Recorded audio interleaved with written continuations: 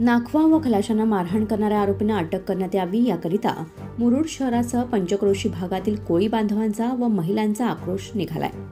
मुरुड एकदरा येथील कस्तुरी IND MH3 MH2683 या बोटीतील नाखवा व खलाशी खोल समुद्रात मासेमारी करत गेले असता त्याच ठिकाणी LED मासेमारी करणारे परप्रांतीय लोकांकडून कस्तुरी नौकामधील नाखवा व खलाशांना मारहाण करण्यात आली। ही बातमी मिळताच मुरुड शहरासह पंचक्रोशी भागातील 5 सोसायटीच्या कोळी बांधव व महिलांनी शेकडोंच्या संख्येने कोटेश्वरी मंदिराजवळ येऊन LED हटाव व आरोपींना तात्काळ अटक करा याचा नारा दिला। यावेळी महालक्ष्मी मच्छीमार सोसायटी राजपुरीचे चेअरमॅन विजय गिदी, हनुमान मच्छीमार सोसायटी एकदराचे चेअरमॅन पांडुरंग आगरकर, माहेश्वरी, विविध कार्यकारी मच्छीमार सहकारी संस्था मर्यादित चेअरमॅन जगन वाघरे, जय भवानी मच्छीमार सोसायटीचे चेअरमॅन प्रकाश सरपाटील आदींसह शेकडो महिला व कोळी बांधव उपस्थित होते।